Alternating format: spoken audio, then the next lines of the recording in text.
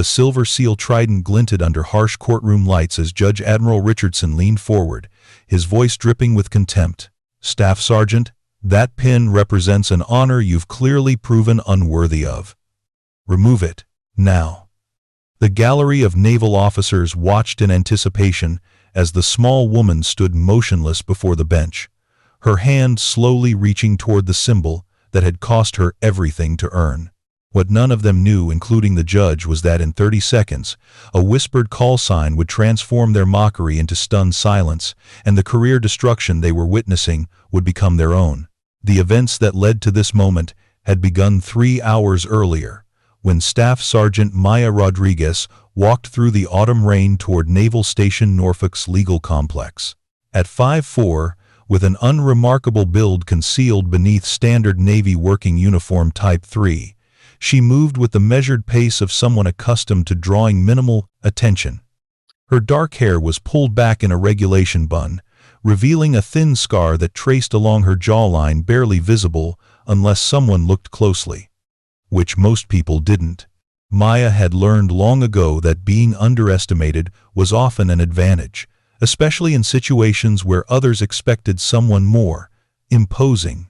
The SEAL Trident pinned above her left breast pocket caught occasional glints of fluorescent light as she passed beneath the overhead fixtures, though she noticed how people's eyes skipped past it without recognition. To them, she appeared to be just another staff non-commissioned officer, unremarkable among the thousands of personnel who moved through the base daily.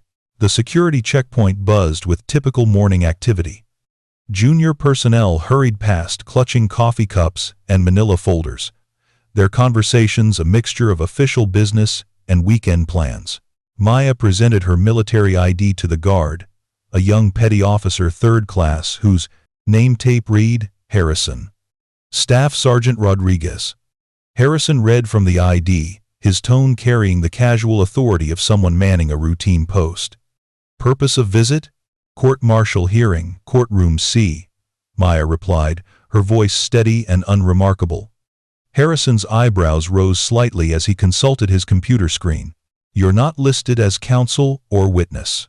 His tone suggested he was accustomed to processing nervous defendants, accompanied by legal teams and family members. "I'm the defendant." The simple statement caused Harrison to look up sharply, reassessing the composed woman before him. Court-martial defendants usually arrived with legal teams, supporters, or at minimum an air of anxiety appropriate to facing serious military justice. Maya exhibited none of these characteristics. Her bearing was military precise, her expression neutral, her hands steady. If anything, she appeared more composed than most of the attorneys who passed through his checkpoint. Before we continue this story of hidden identity and military justice, make sure to subscribe to Military and Veteran Stories so you never miss these true tales of courage. And tell us in the comments, where are you watching from today? "Ma'am, I'll need to verify." Petty Officer Harrison. Maya interrupted gently. "I'm early for my 0900 hearing. The verification is in your system under case number 2024CM0847. After a moment of typing, Harrison's expression shifted from skepticism to something approaching confusion.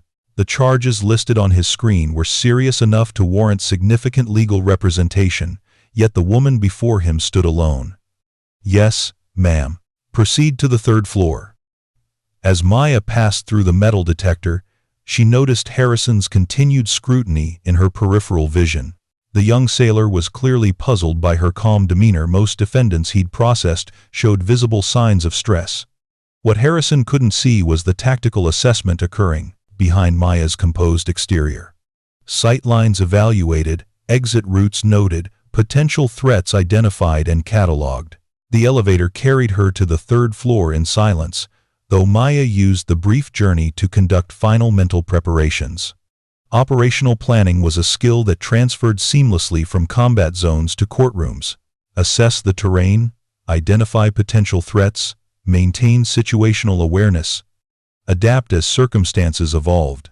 The same principles that had kept her alive in places that officially didn't exist would serve her in this different kind of battlefield. Courtroom C's heavy oak doors stood closed, but through the frosted glass windows, Maya could see figures already assembled inside. She was precisely 15 minutes early, a habit drilled into her during training, where being on time meant being late, and being early meant being ready.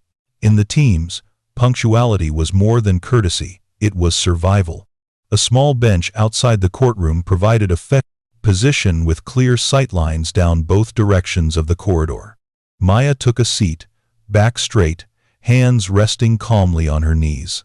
Her prosthetic left leg, expertly concealed beneath the uniform fabric, remained still. The IED blast in Syria that had ended her operational career 3 years ago had taken her leg below the knee, but the injury was invisible to casual observation.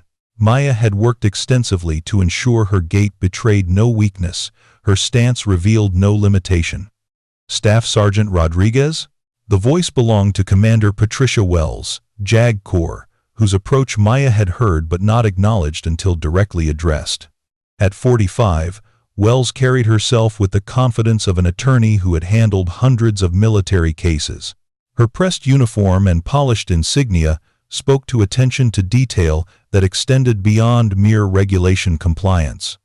"Yes, ma'am," Maya replied, rising to attention with fluid precision. "I'm Commander Wells, representing JAG oversight for these proceedings. Judge Advocate Harrison requested I speak with you before court convenes." Maya nodded but remained silent, waiting for the commander to continue. The pause stretched just long enough to make Wells slightly uncomfortable, though Maya's expression betrayed no intention to fill the silence. "You're representing yourself in a court-martial proceeding. That's unusual for charges of this severity. I'm familiar with military law, Commander." Wells studied the composed woman before her, searching for signs of the anxiety or bravado she typically encountered from self-represented defendants. Maya exhibited neither. Her stillness was complete, her attention focused, her demeanor suggesting someone accustomed to high-stakes situations where composure meant the difference between success and catastrophic failure. "Are you familiar with the consequences of a conviction? Dishonorable discharge, forfeiture of benefits, potential incarceration?" "I'm aware of the potential outcomes." Commander Wells studied her with growing puzzlement. Maya's service record, what she'd been permitted to review, showed an exemplary career prior to the current charges. Multiple commendations, specialized training completions, leadership positions. Yet significant portions of the file remained redacted, marked with classification levels above Wells's clearance. Staff Sergeant, why risk everything by refusing qualified legal representation? These charges stem from a classified operation. The complexities alone. Because this case isn't about legal complexities, Commander, Maya interrupted quietly. It's about truth. Wells felt a chill at the simple statement. In her experience, defendants who spoke about truth with such certainty were either completely naive or possessed information that could prove devastating to those who had brought charges against them. Looking at Maya's calm assessment, Wells suspected it wasn't naivety. The courtroom doors opened at precisely 0855 hours, revealing an interior designed to intimidate. High ceilings, polished wood paneling, and the imposing bench where justice was supposedly dispensed created an atmosphere of institutional authority. Maya entered alone, her footsteps echoing in the formal space as conversations gradually ceased and heads turned to observe the defendant. The gallery held approximately 30 people. Naval officers in dress uniforms, JAG personnel, and a small section reserved for media representatives. Maya noticed the mixture of curiosity and dismissal in their expressions as she took her position at the defendant's table. Whispered comments followed her movement. "That's her? She's smaller than I expected. SEAL fraud cases always involve wannabes trying to claim glory. Probably bought that Trident online." Maya's expression remained neutral as she organized. Her minimal paperwork. No legal team, no files of evidence, no support staff, just a single folder containing documents she would need. The stark contrast to the prosecution's table, where 3 JAG attorneys conferred over stacks of materials, was deliberately noted by everyone present. At the prosecution table, Lieutenant Commander Marcus Thompson, lead counsel, exuded confidence as he reviewed his opening statement. At 38, Thompson had built his reputation prosecuting high-profile military cases, his conviction rate earning him consideration for promotion to full commander. He glanced toward Maya with a casual dismissal of a predator sizing up obviously inferior prey. "All rise," the bailiff announced, as Judge Admiral Richardson entered. At 62, Richardson commanded the courtroom with the authority of 3 decades in military justice. His stern features and silver hair projected the image of unwavering discipline he cultivated throughout his judicial career. As he took his seat, his gaze swept the courtroom before settling on Maya with unmistakable contempt. "Be seated," Richardson commanded, his voice carrying the weight of absolute authority. "This general court-martial will come to order. Case number 2-02-4C, M0847, United States Navy versus Staff Sergeant Maya Rodriguez." His use of her rank carried subtle disdain, as if questioning her right to wear the uniform. Maya noticed several officers in the gallery smirk at the judge's tone, clearly anticipating a swift and decisive conviction. "Staff Sergeant Rodriguez, you stand accused of fraudulent enlistment, wearing unauthorized insignia, and conduct unbecoming. Specifically, that you falsely claimed completion of basic underwater demolition, SEAL training, that you unlawfully wear the special warfare insignia, and that you misrepresented your service record for personal gain." Richardson leaned forward, his voice rising slightly. "These are serious charges that strike at the heart of military integrity. The SEAL Trident represents the pinnacle of naval special warfare achievement, earned by fewer than 2,500 active duty personnel. It is not a decoration to be claimed lightly or worn falsely." Maya stood at attention throughout the recitation, her bearing perfect despite the obvious hostility directed toward her. When Richardson finished, he fixed her with a stare designed to intimidate. "How do you plead?" "Not guilty to all charges, sir." The simple declaration caused murmurs throughout the gallery. Richardson's jaw tightened at her composed response, clearly expecting either intimidation or defiance. Maya's calm professionalism seemed to frustrate his attempt at psychological dominance. "Let the record show the defendant has refused qualified counsel despite the severity of these charges," Richardson announced to the gallery rather than the court reporter. "This proceeding will demonstrate why military justice requires proper legal representation." Lieutenant Commander Thompson rose for his opening statement, moving with theatrical precision designed to command attention. His uniform was immaculate, his bearing confident, his voice carrying the authority of institutional backing. "Members of the court, the prosecution will prove that Staff Sergeant Rodriguez perpetrated an elaborate fraud against the United States Navy," Thompson began, his tone suggesting moral outrage at the defendant's audacity. "The evidence will show she falsified training records, forged documentation, and assumed an identity she never earned." He activated the courtroom's display system, showing enlarged photographs of Maya's service record with key sections highlighted.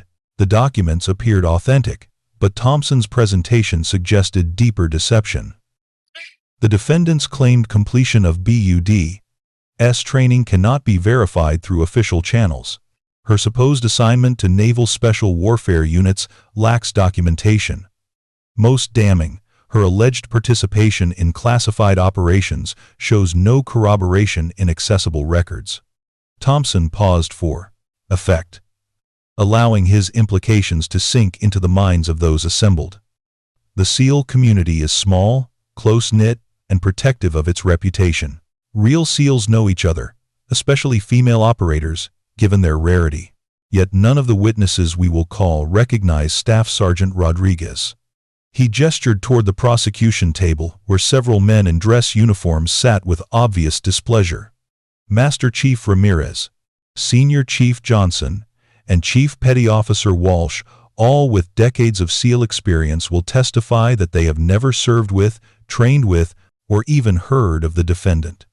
Maya listened without reaction, though she noticed one man in the back of the gallery whose expression differed from the general atmosphere of anticipated conviction. Commander David Kane, his chest adorned with combat decorations including a Navy Cross, watched the proceedings with sharp attention rather than dismissive judgment. Thompson continued his systematic destruction of Maya's credibility, presenting what appeared to be overwhelming evidence of fraud. Service records with inconsistencies, training documentation with questionable authentication, assignment histories that couldn't be verified through normal channels. The prosecution will demonstrate a pattern of deception spanning years, Thompson declared. A carefully constructed false identity designed to exploit the respect and benefits accorded to America's elite warriors. This fraud insults every legitimate SEAL and undermines the integrity of our special warfare community. As Thompson concluded his opening, Richardson nodded approvingly. The case appeared straightforward: expose a fraud, protect institutional credibility, restore proper order. What none of them noticed was Commander Kane quietly typing a message on his secure phone. Staff Sergeant Rodriguez, Richardson announced, his tone dripping with anticipated satisfaction. You may present your opening statement. Maya rose slowly, her movement fluid despite the prosthetic leg that remained undetected beneath her uniform. She approached the center of the courtroom, positioning herself where every person present could see her clearly. Your Honor, she began, her voice carrying easily through the formal space without amplification. Truth requires no elaborate presentation. The simple statement caused subtle shifts throughout the gallery. Something in her tone, not arrogance, but absolute certainty, suggested depths beneath the surface that few had anticipated. The prosecution claims I am not qualified to wear this insignia, Maya continued, touching the SEAL Trident on her uniform. They claim my service record is fraudulent, my training incomplete, my assignments fictional.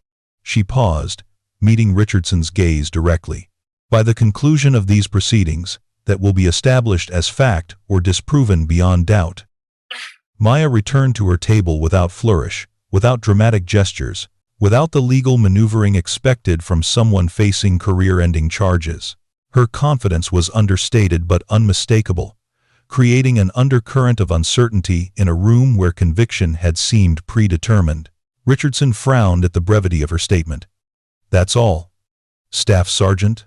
Truth rarely requires extensive explanation, sir. The response caused another ripple of whispered commentary. Maya's composure remained perfect, but Richardson's expression darkened at what he interpreted as insolence. Very well. Lieutenant Commander Thompson, call your first witness. The prosecution calls Master Chief Ramirez to the stand. Master Chief Eduardo Ramirez, a 26-year SEAL veteran whose weathered features spoke to countless deployments, approached the witness stand with the confidence of someone accustomed to his word being accepted without question. His testimony was designed to be definitive. Master Chief, how long have you served in naval special warfare? Thompson asked. 26 years, sir. Enlisted directly into the SEAL program, completed 6 combat deployments, served as an instructor at multiple training facilities. And in those 26 years, how many female SEAL candidates have you encountered? Ramirez's expression suggested the question answered itself. Very few, sir. The physical and mental demands of SEAL training result in extremely high attrition rates among all candidates, but particularly among females attempting the program. Have you ever served with, trained with, or been deployed alongside Staff Sergeant Rodriguez? No, sir. I have never seen her before today. Thompson nodded with satisfaction. Master Chief, in your professional opinion, would you remember serving alongside any female SEAL, given their rarity in the community? Absolutely, sir. The community is small. Everyone knows everyone, especially any female operators who successfully completed training. Throughout this testimony, Maya made no notes, asked no questions, showed no visible reaction. Her stillness began to unnerve some observers who expected either aggressive defense or obvious defeat. Instead, she simply listened with the attention of someone gathering information rather than hearing devastating evidence against her. Thompson continued presenting witnesses with methodical precision. Senior Chief Johnson testified he had never encountered Maya during his 15 years as a BUD/S instructor. Chief Petty Officer Walsh, who specialized in tracking SEAL community personnel for security clearances, stated definitively that no record of Maya existed in his databases. Each witness reinforced the prosecution's narrative.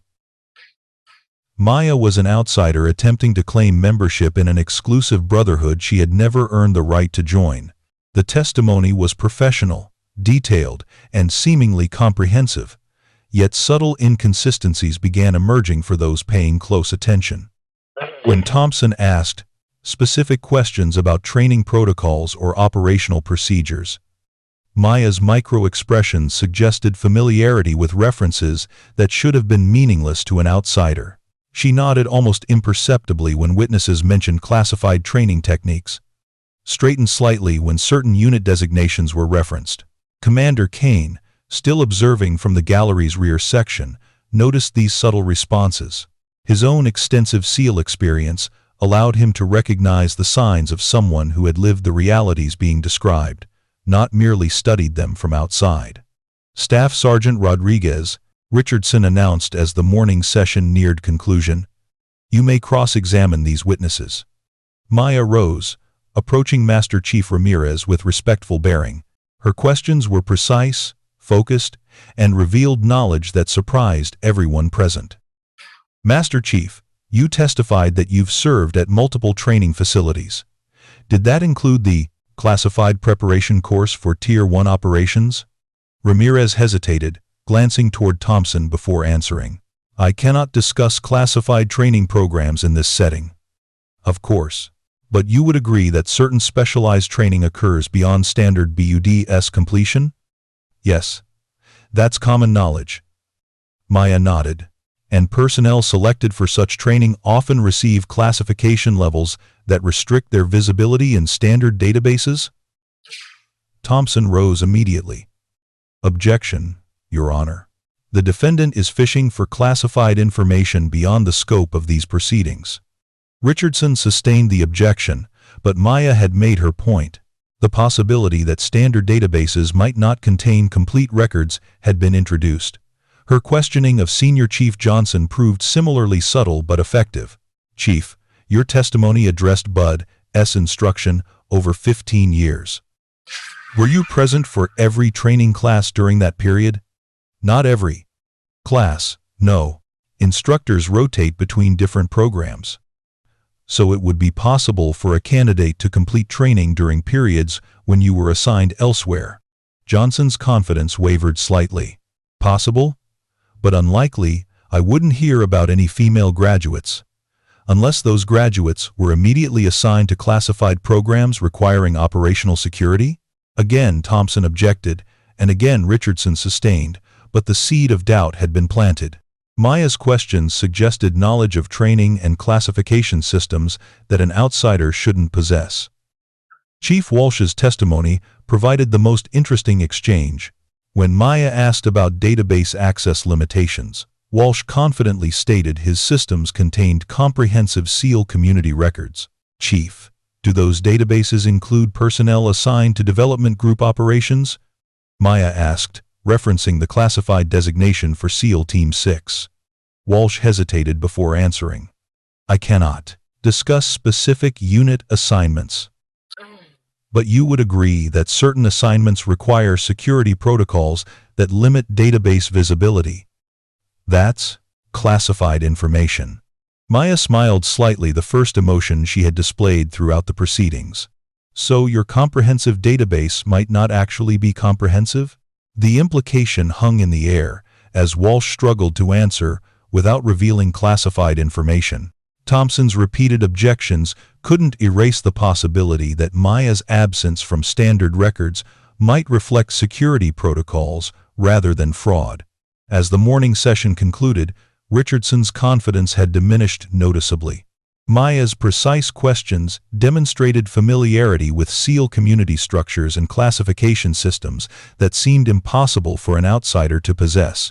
"Court will recess until 1400 hours, Richardson announced, his tone less assured than earlier. All parties will return prepared to continue. As the Gallery 21 emptied, Commander Kane remained seated, typing another message on his secure phone. This time, his expression carried urgency as well as attention. Maya gathered her single folder and prepared to leave, but not before noticing Kane's continued presence. Their eyes met briefly across the courtroom, a moment of silent communication that neither acknowledged openly, but both recognized as significant. In the hallway outside, conversations carried a different tone than earlier whispered dismissals. Maya's performance during cross-examination had introduced elements that complicated what had seemed like a straightforward fraud case. "Did you see how she questioned Walsh about classified databases?" one JAG attorney commented to her colleague. "She knew specific terminology, training protocols, unit designations. Maybe she researched extensively before attempting this fraud." But those with actual SEAL experience, like Commander Kane, recognized something the legal professionals missed. Maya's knowledge wasn't theoretical, it was experiential. Her questions came from someone who had lived within the systems she referenced, not someone who had studied them from outside. As Maya left the building, she noticed increased security presence around the legal complex. Additional personnel checking credentials, enhanced surveillance systems, protocol changes suggesting that someone with appropriate authority had taken interest in these proceedings. Her secure phone vibrated once with an encrypted message. "Phoenix Protocol activated. Maintain operational security." Maya deleted the message immediately and continued toward her temporary quarters, her expression revealing nothing of the communication she'd received. But anyone trained to recognize tactical movement would have noticed the subtle change in her gait, from someone walking to somewhere, to someone conducting surveillance while appearing to walk normally. The afternoon session would prove far more interesting than anyone anticipated. The afternoon session convened at 1,400 hours sharp, but the atmosphere in courtroom C had shifted dramatically. Additional security personnel flanked the doors, their presence suggesting elevated stakes beyond a routine fraud case. Maya noticed the changes immediately: enhanced surveillance equipment, additional personnel with obvious intelligence backgrounds, and most tellingly, several new faces in the gallery whose bearing screamed classified operations. Judge Richardson entered with less confidence than he'd displayed that morning, though he attempted to project the same authoritative demeanor. His earlier certainty had been replaced by something approaching caution, as if someone with significant authority had provided guidance during the lunch recess. "This court will come to order," Richardson announced, his voice carrying formal precision but lacking the dismissive contempt that had characterized his morning performance. "Lieutenant Commander Thompson, you may call your next witness." Thompson rose, consulting his notes with movements that betrayed subtle nervousness. The morning's cross-examinations had introduced complications he hadn't anticipated, and Maya's demonstration of insider knowledge had clearly concerned his superiors during recess discussions. "The prosecution calls Commander Sarah Mitchell, Naval Personnel Command." Commander Mitchell approached the stand with crisp professionalism, her uniform immaculate and bearing suggesting extensive administrative experience. Thompson's strategy appeared designed to overwhelm Maya's technical questions with comprehensive bureaucratic authority. "Commander Mitchell, your responsibilities include maintaining personnel records for Naval Special Warfare units." "Yes, sir. My department tracks all SEAL community assignments, training completions, and classification levels." Thompson activated the courtroom display, showing what appeared to be comprehensive database searches. "Have you conducted thorough searches for any record of Staff Sergeant Rodriguez in Naval Special Warfare Systems?" "I have, sir. No records exist indicating completion of SEAL training, assignment to NSW units, or authorization to wear the Special Warfare insignia." Thompson nodded with renewed confidence. "Commander, Would your systems necessarily contain records of all SEAL personnel, regardless of classification level? Mitchell hesitated before answering, clearly aware that her response would be scrutinized for accuracy. Our systems contain records of all personnel assigned to naval special warfare, though specific operational details may be classified. But the basic fact of SEAL qualification would appear in your databases?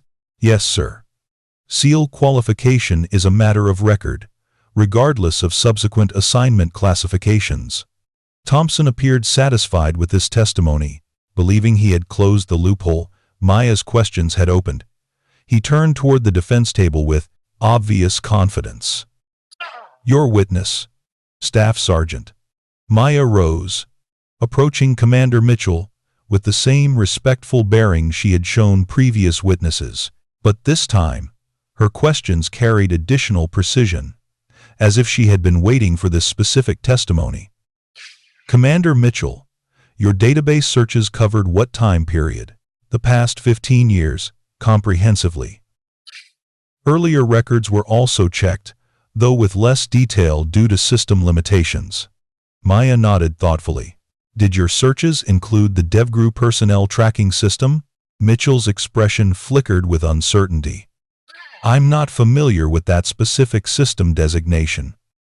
The Development Group Personnel Tracking System, Maya clarified, using the official designation for SEAL Team 6, maintained separately from standard NSW databases due to operational security requirements. Thompson rose immediately. Objection. The defendant is referencing classified systems. Before Richardson could rule, Maya continued. Commander Mitchell, would you agree that certain SEAL assignments require security protocols beyond standard classification levels? Mitchell glanced toward the gallery, where several intelligence personnel had taken obvious interest in the exchange. I cannot discuss specific security protocols in this setting, of course, but you would acknowledge that your standard databases might not include personnel assigned to units requiring enhanced operational security. The question hung in the air as Mitchell struggled to answer without revealing classified information. Her hesitation suggested Maya had identified a genuine gap in the prosecution's case. I can only testify regarding the systems I have access to, Mitchell finally replied. Maya smiled slightly again, the first emotion she had displayed. So your comprehensive search was actually limited to systems you have clearance to access. Thompson's repeated objections couldn't erase the implication that Maya's absence from standard databases might reflect security protocols rather than fraud. More importantly, her specific knowledge of classification systems suggested familiarity that an outsider shouldn't possess. As Maya returned to her table, she noticed Commander Kane had moved closer to the front of the gallery. His expression carried recognition of something the legal professionals were missing. Maya's questions came from someone who understood these systems intimately, not academically. If you're hooked on this story, make sure to subscribe and turn on notifications so you never miss an upload. Your support means everything and helps me bring you more inspiring military stories like this one. But the afternoon's most dramatic moment came when the courtroom's emergency communication system activated with a piercing tone that cut through all conversation. A red light above the judge's bench began flashing, indicating priority communication from operational command. Richardson's expression shifted from annoyance to concern as he answered the secured handset at his position. The conversation was brief, conducted in hushed tones, but his face paled visibly as he listened. "Ladies and gentlemen," Richardson announced, his voice tight with controlled tension, "we have received notification of an emergency situation requiring immediate attention. Court will recess while we address this development." Maya remained seated as the gallery began to stir with confused murmurs. But Commander Kane rose immediately, approaching the bailiff with obvious urgency. Their whispered conversation resulted in Kane being escorted toward the judge's chambers, his movement suggesting this emergency was directly related to the current proceedings. Thompson gathered his materials with obvious frustration, clearly recognizing that momentum had shifted away from his systematic presentation of evidence. The morning's straightforward fraud case was evolving into something far more complex. Within minutes, additional personnel began entering the courtroom, not standard court staff, but individuals whose bearing and equipment suggested intelligence and special operations backgrounds.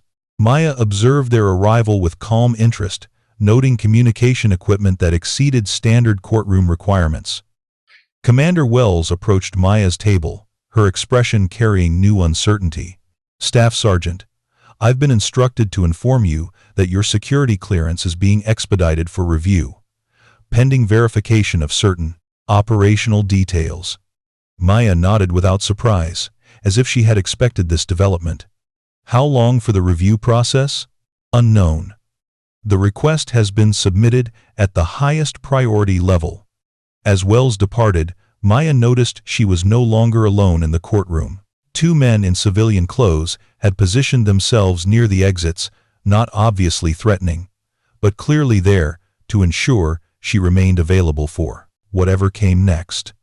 Their positioning and communication equipment suggested federal intelligence rather than standard naval security. The emergency recess stretched past 30 minutes, then an hour. Various officials entered and departed the judge's chambers, their conversations too quiet to overhear but intense enough to suggest significant developments. Maya waited patiently, her composure unchanged despite the obviously elevated stakes. Finally, Commander Kane emerged from the chambers and approached her table directly. His movement carried the confident purpose of someone delivering orders rather than requesting cooperation. "Staff Sergeant Rodriguez," he said quietly, positioning himself so their conversation couldn't be overheard. "I need to ask you a direct question, and I need an honest answer." Maya met his gaze steadily. "Yes, sir. During Operation Neptune's Thunder, Task Force 121, did you execute the extraction of Ambassador Harrison's family from the embassy in Darwish?" The question fell like a stone into still water. Maya's expression remained controlled, but something flickered behind her eyes: recognition, assessment, calculation. "Sir, I cannot discuss classified operations in an unsecured environment." Kane nodded, as if her response confirmed what he had suspected. "The ambassador's daughter is currently being held hostage in Somalia. Same area. Similar operational parameters.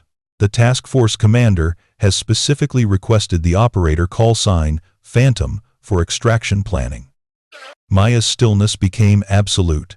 The nickname had been mentioned in a courtroom where she was being tried for fraud, but Kane's use of it carried weight that suggested official knowledge rather than speculation. "Sir, I'm currently facing court-martial proceedings." "Those proceedings are about to become irrelevant," Kane replied. "What matters is whether Phantom is available for immediate deployment." The exchange lasted less than 2 minutes, but its implications reverberated through everyone within earshot. Maya's supposed fraudulent claims were being treated as operational reality by someone with obvious authority to make such determinations. When court reconvened 47 minutes later, the atmosphere had transformed completely. Additional flag officers had joined the gallery, their presence suggesting involvement far beyond routine military justice. Judge Richardson returned to the bench with an expression that mixed confusion, concern, and something approaching respect. "This court will come to order," Richardson announced, his voice carrying new formality. "Before we continue with witness testimony, I have been directed to address certain developments that have arisen during our recess." He consulted documents that hadn't been present during morning proceedings, papers bearing classification markings visible even from the gallery. Thompson watched these developments with growing alarm, clearly recognizing that his carefully planned prosecution was encountering complications beyond his control. "Staff Sergeant Rodriguez," Richardson continued, "certain questions have been raised regarding the classification level of your service record. Until these questions are resolved, this court will suspend proceedings pending security review." Maya rose to attention. "Sir, I respectfully request that proceedings continue as scheduled." The request surprised everyone present, including Richardson. Defendants typically welcome delays that might favor their cases, not requested continuation of proceedings that appeared headed toward conviction. Staff Sergeant, the security review may take considerable time. Are you certain you wish to proceed without resolution of these classification issues? Sir, I am prepared to present evidence that will resolve all questions regarding my qualifications to wear the Naval Special Warfare insignia. Richardson exchanged glances with several flag officers in the gallery before responding. What evidence are you prepared to present? Maya approached her table and removed a single document from her folder, a paper she had kept separate from all other materials throughout the proceedings. The document bore classification markings and security protocols that made Thompson's materials appear routine by comparison. Sir, I request permission to present my complete service record, declassified as of 1,530 hours today for purposes of these proceedings. The statement caused immediate reaction throughout the courtroom. Declassification of operational records required authorization at the highest levels of government approval that typically took months or years to obtain, not hours. Richardson consulted with the bailiff before responding. Staff Sergeant, this court lacks facilities to review classified materials of that level. Sir, the materials have been declassified specifically for presentation in this courtroom. All necessary security protocols have been implemented.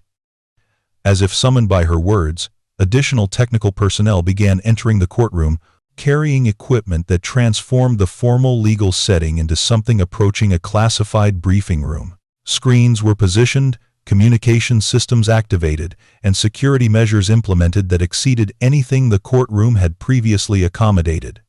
Commander Kane stood at his position in the gallery. Your Honor, I am authorized to confirm that Staff Sergeant Rodriguez's declassified record has been approved for presentation by the Secretary of Defense, with concurrence from the Director of National Intelligence. The announcement stunned even the experienced military lawyers present. Declassification approval at that level suggested operational significance far beyond a routine fraud case. Thompson rose desperately. Your Honor, the prosecution objects to this irregular procedure. We have not been provided opportunity to review these alleged documents or verify their authenticity. Before Richardson could respond, Maya addressed the court directly. Sir, the prosecution has spent this entire day claiming I cannot provide documentation of my SEAL qualifications. I am now prepared to provide complete documentation. She activated the newly installed display system, and the courtroom screens illuminated with operational photographs that left no doubt about their authenticity. Images of Maya in combat gear, conducting operations in locations that officially didn't exist, working alongside personnel whose faces had been digitally obscured for security reasons. Mission records scrolled alongside the photographs. Hostage extractions, high-value target eliminations, intelligence-gathering operations spanning continents and years. Each operation bore authentication codes that confirmed their legitimacy beyond question. Throughout the gallery, recognition began dawning on faces of those with appropriate experience to understand what they were witnessing. Master Chief Ramirez, who had testified that morning about never encountering Maya, stared at images showing her leading operations he had heard discussed in classified briefings. Senior Chief Johnson, the Bud.S instructor who claimed comprehensive knowledge of female SEAL graduates, watched footage of Maya completing training exercises he had personally designed but had never seen executed with such precision. Jesus Christ, someone whispered audibly, the profanity echoing in the formal courtroom as recognition spread. Commander Kane stepped forward again. Your Honor, I am authorized to present testimony regarding Staff Sergeant Rodriguez's operational record. Richardson, overwhelmed by developments beyond his experience, nodded weakly. The court will hear the commander's testimony. Kane approached the witness stand with the bearing of someone about to deliver information that would reshape everything the court had heard. His next words would transform Maya from fraud defendant to something else entirely. Sir, for the past 12 years, I have served as operations officer for Naval Special Warfare Development Group, Staff Sergeant Rodriguez has been under my operational command for 7 of those years. The statement hit the courtroom like a physical force. Thompson's expression collapsed as he realized his entire case was built on incomplete information. Richardson gripped his gavel with white knuckles as he processed the implications. During that period, Kane continued. Staff Sergeant Rodriguez has executed 23 classified operations, including 11 hostage extractions and 8 high-value target eliminations. Her operational call sign is Phantom. The name fell into absolute silence as everyone present grasped the significance. Maya wasn't a fraud claiming unearned honors. She was an operator whose achievements had been deliberately hidden to protect ongoing operations. Kane's testimony continued with methodical precision, each detail destroying another element of the prosecution's case. The classified operations Maya had conducted read like a catalog of impossible missions accomplished against overwhelming odds. Operation Neptune's Thunder. Ambassador Harrison family extraction from Darwish. Solo infiltration through hostile territory. Extraction of 4 family members under enemy fire. 0 casualties. Operation Crimson Tide. Elimination of high-value target Abdul Rashid in Damascus. Infiltration of heavily defended compound. Target eliminated. Intelligence recovered. Extraction completed without detection. Operation Phantom Storm. Hostage rescue of captured Delta Force operators in Afghanistan. Solo assault on terrorist compound. Extraction of 3 wounded operators. Successful exfiltration despite enemy pursuit.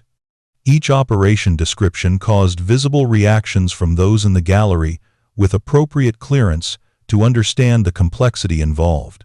These weren't standard military actions, they were elite operations that most special operators would consider impossible for a single individual to execute successfully. Thompson attempted desperately to challenge the testimony. Your Honor, these alleged operations cannot be verified through normal channels. The defense is presenting unsubstantiated claims. Commander Kane, Richardson interrupted. Can these operations be verified independently? Kane nodded toward the technical personnel who had transformed the courtroom. Sir, operational verification codes are available for review by anyone with appropriate clearance. These operations are documented in DoD databases accessible to this court. The screens displayed authentication codes, mission summaries, and after-action reports that bore the highest classification markings. More importantly, they showed commendations and awards that had been classified to protect Maya's operational identity. Staff Sergeant Rodriguez has been recommended for the Medal of Honor 3 times, Kane continued. Each recommendation was classified to prevent exposure of ongoing operations. She has been awarded the Navy Cross twice, the Silver Star 4 times, and the Bronze Star with Combat V 7 times. All classified until today's declassification. The magnitude of these achievements stunned everyone present. Maya's record represented the highest levels of military heroism, hidden beneath classification requirements that made her appear ordinary to those without appropriate access. Master Chief Ramirez requested permission to approach the bench. Sir, I respectfully request to modify my earlier testimony. Richardson, clearly overwhelmed by the reversal, nodded consent. Sir, reviewing the declassified operations, I now recognize several missions I was briefed on, but never knew the identity of the operator involved. Staff Sergeant Rodriguez executed operations I considered impossible for any individual to complete successfully. Ramirez turned toward Maya, his expression carrying profound respect. Ma'am, I apologize for my earlier testimony. I had no knowledge of your actual service record. Similar acknowledgments came from Senior Chief Johnson and Chief Walsh, each recognizing that their morning testimony had been based on incomplete information. The SEAL community's initial dismissal of Maya transformed into recognition of exceptional achievement within their ranks. Thompson's prosecution lay in ruins, built on the premise that Maya's achievements were fraudulent when they were actually classified. His career aspirations, so clearly tied to this high-profile conviction, evaporated as the truth emerged. Your Honor, Thompson said desperately, Even if these operations are authentic, the defendant still violated regulations by wearing unauthorized insignia while facing charges. Kane interrupted with quiet authority. Staff Sergeant Rodriguez was authorized to wear the SEAL Trident throughout these proceedings. Her security clearance was never revoked, and her qualification remains valid. Richardson consulted the documents before him, searching for any legal foundation to continue proceedings that had become untenable. The classified record established beyond question that Maya was not only qualified to wear the SEAL Trident, but had earned it through achievements that exceeded most operators' careers. Staff Sergeant Rodriguez, Richardson said finally, his voice carrying new respect, "This court apologizes for any misunderstanding regarding your qualifications." Maya remained at attention, her expression unchanged despite complete vindication. "Sir, I request permission to present my closing statement."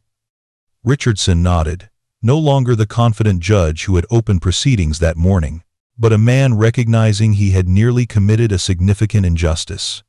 Maya approached the center of the courtroom, positioning herself where everyone could see her clearly. When she spoke, her voice carried the quiet authority of someone who had faced life and death decisions in the world's most dangerous places. "Your Honor, I stand before this court not seeking vindication or recognition, but affirming a simple truth. The SEAL Trident represents a commitment that transcends individual achievement. It represents willingness to sacrifice everything in service of others." She paused, meeting the eyes of those who had questioned her worthiness hours earlier. "I wore this insignia into hostile territory where discovery meant certain death. I wore it during operations that saved American lives, at the cost of my own safety. I wear it today not as decoration, but as reminder of promises made and kept."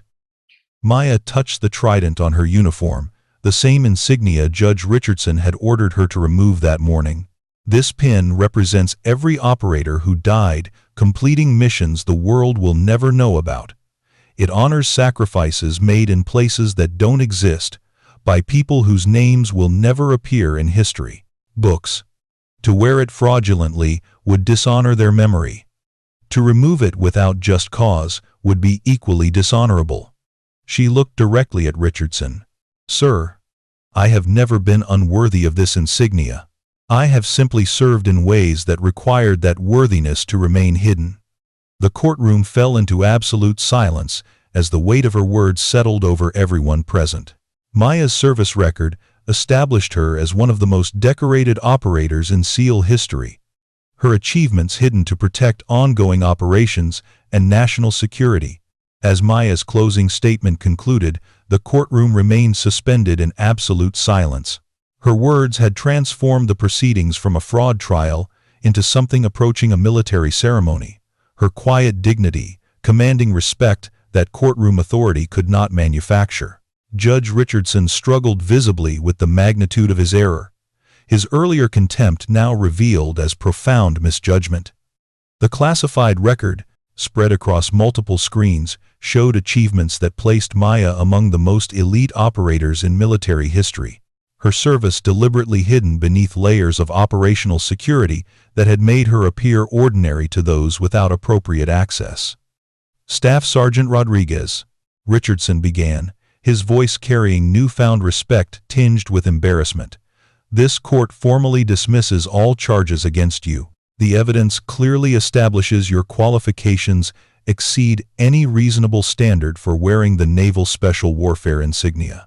He paused, consulting documents that bore classification markings far above his normal clearance level. "Furthermore, this court extends formal apology for proceedings that should never have been initiated. Your service record speaks to achievements that honor the entire naval service." Maya remained at attention, accepting vindication with the same composure she had maintained throughout accusation.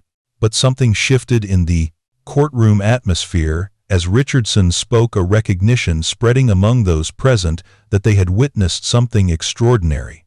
Master Chief Ramirez rose slowly from his position in the gallery, his weathered features reflecting profound respect as he came to attention and rendered a precise military salute.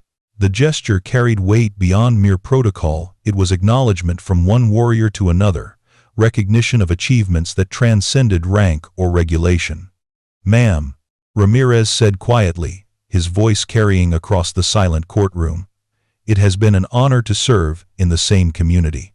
The moment stretched as Maya returned his salute with equal precision, two professionals acknowledging mutual respect earned through shared commitment to ideals larger than themselves. But Ramirez's salute had catalyzed something unexpected. Senior Chief Johnson stood next, followed by Chief Walsh, both rendering salutes with the crisp precision of operators recognizing exceptional achievement within their ranks. The gesture spread through the uniformed personnel in the gallery like a wave of acknowledgement that required no orders or instruction. Commander Kane rose from his position, his salute carrying additional weight as Maya's operational commander, someone who had witnessed her achievements firsthand during the most dangerous circumstances imaginable. His recognition validated not just her qualifications, but her character under pressure that would break most people. Staff Sergeant Rodriguez has brought honor to naval special warfare through service that exemplifies our highest ideals, Kane said formally. Her achievements reflect credit on the entire SEAL community. The salutes continued spreading through the gallery as understanding dawned on faces of those with appropriate experience to comprehend what they were witnessing. Maya wasn't simply qualified to wear the SEAL Trident, she had earned it through achievements that exceeded most operators' entire careers. Lieutenant Commander Thompson remained seated, his expression reflecting the collapse of assumptions that had driven his prosecution. The case he had considered a straightforward fraud conviction had revealed him as someone willing to destroy a decorated war hero based on incomplete information and institutional prejudice. But the most significant moment came when Judge Richardson slowly rose from the bench, his judicial authority set aside in recognition of something that transcended courtroom protocol. His salute was precise, formal, and carried the weight of someone acknowledging profound error in judgment. "Staff Sergeant," Richardson said quietly, "thank you for your service." The simple phrase carried implications far beyond its basic meaning. Richardson wasn't simply thanking Maya for military service, but acknowledging service that had protected American lives through sacrifices the public would never know about, achievements that remained classified to protect ongoing operations. Maya's response was equally formal but carried emotional weight that touched everyone present. "Sir, I was honored to serve." The past tense wasn't lost on those listening. Maya's operational career had ended with the IED blast that cost her leg, transitioning her from active operations to whatever came next. Her presence in this courtroom represented not just vindication, but closure of one chapter and beginning of another. As the salutes concluded and personnel began resuming their seats, Commander Wells approached Maya's table with documents that bore official seals and classification markings. "Staff Sergeant," Wells said quietly, "I've been authorized to present these commendations that were previously classified. Your actual service record is extraordinary." The papers Wells provided showed the true scope of Maya's achievements: recommendations for the highest military honors, commendations from foreign governments, acknowledgments from petty intelligence agencies whose existence was rarely admitted publicly. Her classified record established her as one of the most decorated operators in special warfare history. As the formal proceedings concluded and the courtroom began to empty, Judge Richardson remained at the bench, reviewing documents that painted a picture of service he had completely failed to recognize. His earlier confidence had evaporated, replaced by recognition that he had nearly committed one of the most egregious injustices in his judicial career.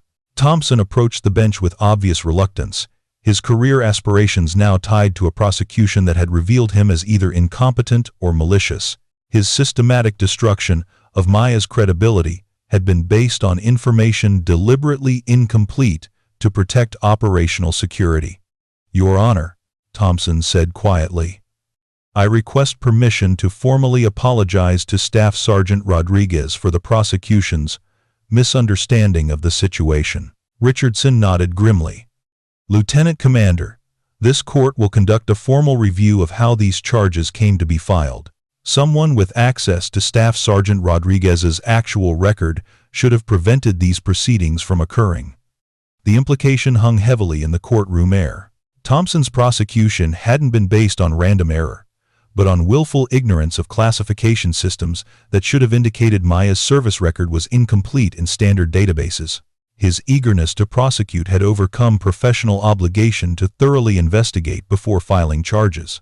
Maya remained at her table, organizing her minimal paperwork with the same methodical precision she had maintained throughout proceedings. She showed no vindictive satisfaction at Thompson's discomfort, no triumph at Richardson's humiliation. Her focus remained on completing her responsibilities and moving forward. Commander Kane approached her table as the courtroom continued emptying. "Staff Sergeant, I need to discuss your current status with regard to the Somalia situation I mentioned earlier." Maya looked up from her papers. "Sir, I'm no longer operational. The leg injury precludes field deployment." Kane consulted a tablet he carried, reviewing information that remained hidden from most observers. "The mission parameters don't require full mobility. It requires someone with your specific skill set and operational experience. The hostage situation involves Ambassador Harrison's daughter, the same family you extracted during Neptune's Thunder." The connection wasn't coincidental. Maya's previous success with that family had made her the requested operator for this new crisis. Her unique knowledge of the personnel involved considered essential for mission success. "Sir, I've been out of active service for 3 years. There are other operators with current qualifications." "There are other operators with different qualifications," Kane corrected, "none with your specific experience set, particularly regarding the Harrison family and regional operational parameters." He lowered his voice, ensuring their conversation remained private despite others moving around them. "Maya, they specifically requested Phantom for this mission. Not a generic SEAL team, not even dev group operators. They want you." Maya considered this information with the tactical assessment that had characterized her operational decisions for years. The request wasn't simple professional flattery, but recognition that certain missions required specific expertise that transcended standard qualifications. "What's the timeline?" she asked, her question indicating acceptance despite her stated reservations. "Wheels up in 6 hours. Full briefing en route. Medical team will assess your fitness for limited mobility operations during transit." Kane paused before adding the most significant detail. "Maya, this isn't just about rescuing the ambassador's daughter. Intelligence suggests the hostage situation is connected to operations you disrupted during your active service. Your operational knowledge may be essential for identifying the real objectives behind the kidnapping." The implication was clear. Maya's past operations had created enemies who were now targeting people she had protected, making her involvement both personal and professional necessity. Her unique knowledge of previous operations might be the key to understanding current threats. As their conversation concluded, Maya noticed Lieutenant Commander Thompson still standing near the prosecutor's table, his expression reflecting someone processing the complete collapse of assumptions that had guided his actions. She approached him with the same respectful bearing she had maintained throughout proceedings. "Commander Thompson," she said quietly, "I don't hold your prosecution personally against you. You were working with incomplete information." Thompson looked up, surprise evident in his expression. He had expected anger, vindictiveness, or at minimum, cold satisfaction at his professional humiliation. Instead, Maya offered understanding that seemed genuine despite the injustice she had endured. "Staff Sergeant, I owe you a profound apology. My investigation should have been more thorough before filing charges of this magnitude." Maya nodded acknowledgement. The classification systems make thorough investigation difficult for those without appropriate access. Perhaps this experience will improve procedures for future cases. Her response focused on systemic improvement rather than personal vindication, suggesting perspective that transcended individual grievances. Thompson recognized he was witnessing exceptional character under circumstances that would justify considerable resentment. "Ma'am, is there anything I can do to make amends for this injustice?" Maya considered the question seriously before answering. "Ensure that other operators don't face similar charges based on incomplete records. The classification systems exist for operational security, not to hide service achievements, but they can create situations like this." Thompson nodded gratefully, recognizing that Maya had offered him a path toward redemption rather than simply accepting his apology. Her suggestion provided focus for future professional development that could prevent similar injustices. Judge Richardson approached as their conversation concluded, his own expression reflecting profound regret for his role in the day's proceedings. His earlier contempt had been replaced by recognition that he had nearly destroyed someone whose service record honored the entire military. "Staff Sergeant Rodriguez," Richardson said formally, "this court will ensure that today's proceedings are expunged from your record and that appropriate commendations are properly reflected in your file." Maya accepted this commitment with professional courtesy. "Sir, I appreciate the court's attention to administrative accuracy." Richardson seemed surprised by her measured response, expecting either gratitude or continued resentment. Maya's focus on practical outcomes rather than emotional satisfaction demonstrated perspective that impressed even experienced military professionals. "Ma'am, I want you to know that presiding over these proceedings has been educational regarding the complexity of classification systems and their impact on military justice. The admission represented significant professional growth for someone whose confidence in institutional procedures had been shattered by encountering realities beyond his previous experience." Richardson had learned that military justice required more nuanced understanding than bureaucratic application of regulations. As the courtroom finally emptied of official personnel, Maya found herself alone with Commander Kane, preparing for transition from vindicated defendant to recalled operator. The 6-hour timeline until deployment left minimal opportunity for extended personal preparation. "Maya," Kane said, dropping formal protocol now that they were alone, "I need to be direct about something. This mission isn't just professional convenience, it's personal necessity."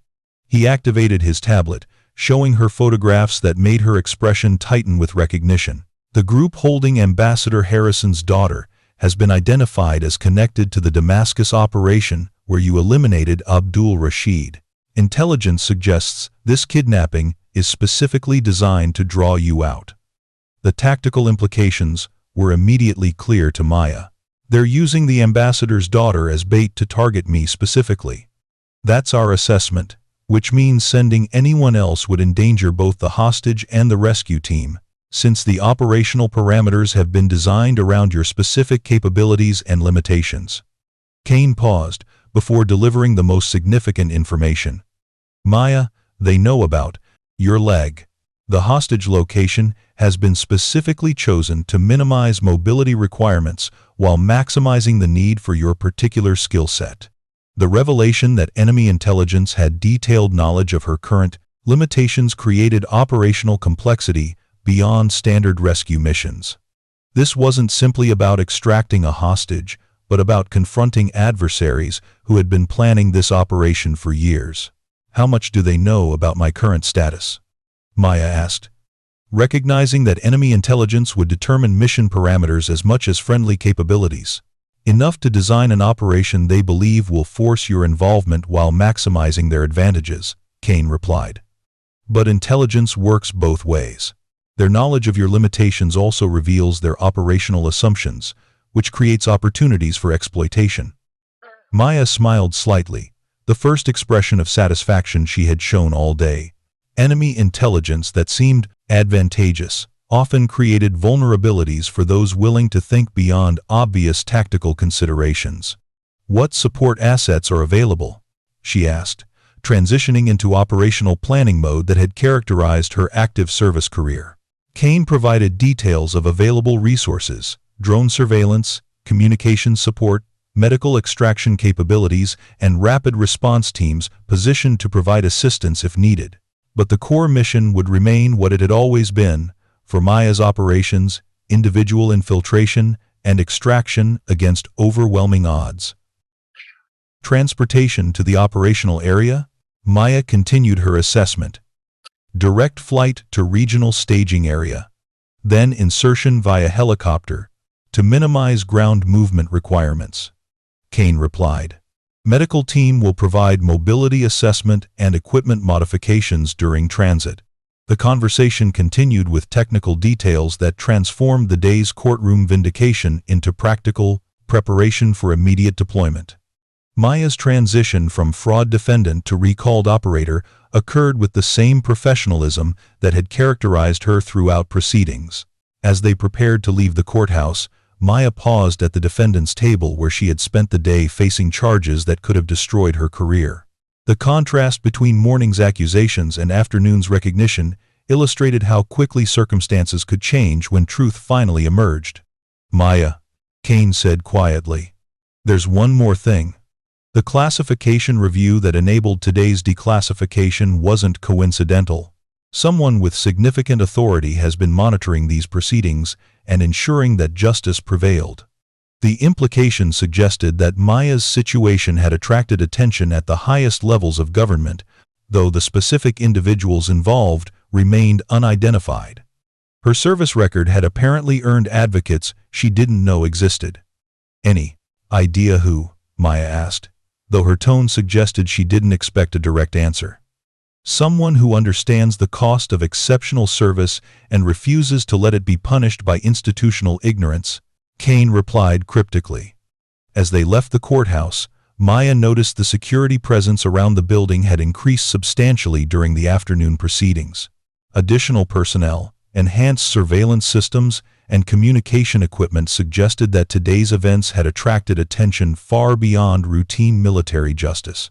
Her personal vehicle had been replaced by an official sedan with driver, indicating that her transition to recalled status had already begun. The military bureaucracy that moved slowly under normal circumstances could operate with remarkable speed when properly motivated. During the drive to Norfolk Naval Air Station, Maya reflected on the day's extraordinary developments. Morning had begun with charges that could have ended her military career in bring scene, disgrace. Afternoon had concluded with recognition that honored her actual achievements and recalled her to active service for a mission that required her specific capabilities. The courtroom vindication represented more than personal justice. It demonstrated that institutional systems could correct themselves when confronted with truth, though the process often required external pressure to overcome bureaucratic inertia. Maya's case would likely influence future procedures for handling classified service records in military justice proceedings. As they approached the air station, Kane provided final operational details. Medical assessment and equipment fitting will occur during the first 2 hours of flight. Mission briefing during the second 2 hours. Final preparation during approach to the staging area. Maya nodded, already transitioning mentally from civilian defendant to operational asset. The skills that had enabled her to maintain composure during false accusations would serve equally well during high-stakes rescue operations. Commander, Maya said, as they reached the aircraft, thank you for ensuring that truth prevailed today. Kane's response carried the respect of someone who had witnessed exceptional service under impossible circumstances. Maya, truth has a way of emerging when people are willing to stand up for it. You stood up for it today, just like you've stood up for it throughout your career. As Maya boarded the aircraft that would carry her toward her next mission, she looked back briefly at the courthouse where her military career had been nearly destroyed and ultimately vindicated within a single day. The building represented institutional justice that worked imperfectly but ultimately honored truth when properly guided.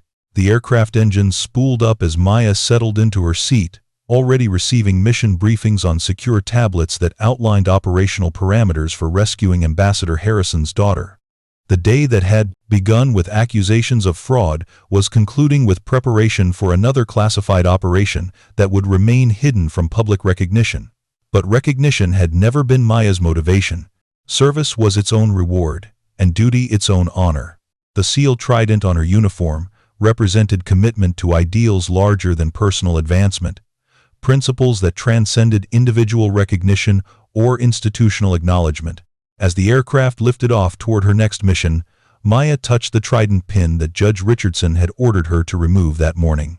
The insignia had weathered false accusations, just as it had weathered enemy fire, its meaning unchanged by external challenges to its legitimacy. Some honors were earned in public ceremonies, with crowds and cameras. Others were earned in classified operations that would never appear in history books, known only to those whose lives had been saved and whose freedom had been protected by individuals willing to sacrifice everything in service of others. Maya's story would remain largely classified, her achievements hidden to protect ongoing operations and national security. But for those who understood the true cost of freedom, her service represented the highest ideals of military commitment: duty performed without recognition, sacrifice made without acclaim, courage demonstrated without witnesses, beyond those whose lives depended on her success. The aircraft climbed toward operational altitude as Maya began final preparations for a mission that would test her capabilities against adversaries who had been planning their confrontation for years. Whatever challenges awaited in Somalia, she would face them with the same quiet determination that had enabled her to survive courtroom accusations and operational deployments alike. If you enjoyed this story, please subscribe for more military and veteran stories. These true tales keep the courage alive for generations to come. And in the comments, tell us, where are you watching from, and who's the quiet leader you'll never forget?